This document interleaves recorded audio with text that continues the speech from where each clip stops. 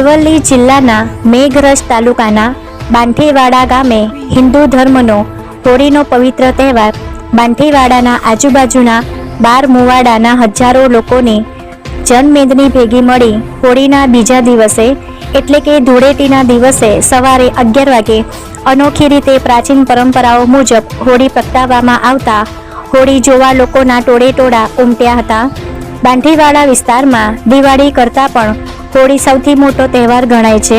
હોળી ઉજવવા લોકો દેશ પરદેશમાંથી પોતાના વતનમાં આવે છે। મેઘરજ તાલુકાના બાંઠીવાડા ગામે છેલ્લા ઘણા વર્ષોથી હોળીનો તહેવાર ધૂળેટીના દિવસે ઉજવવામાં આવે છે।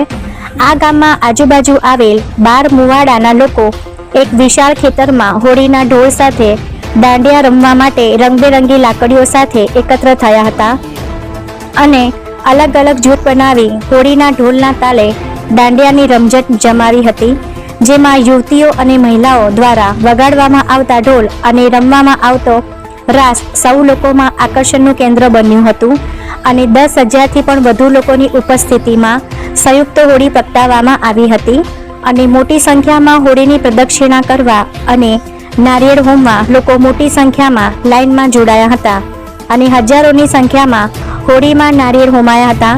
આ નારિયેળ હોમવાના દ્રશ્ય જોઈ સૌ લોકો આશ્ચર્યચકિત થયા હતા।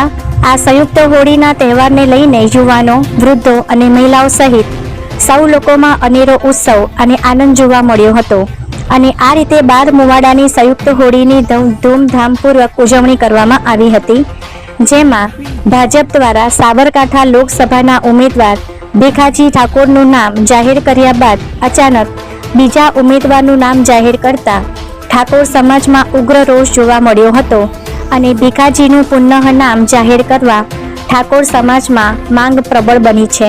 હોલિકા દહનના દર્શન પછી 12 મુવાડાના લોકો પોતપોતાના મુવાડામાં જઈ ઢોળ રમે છે।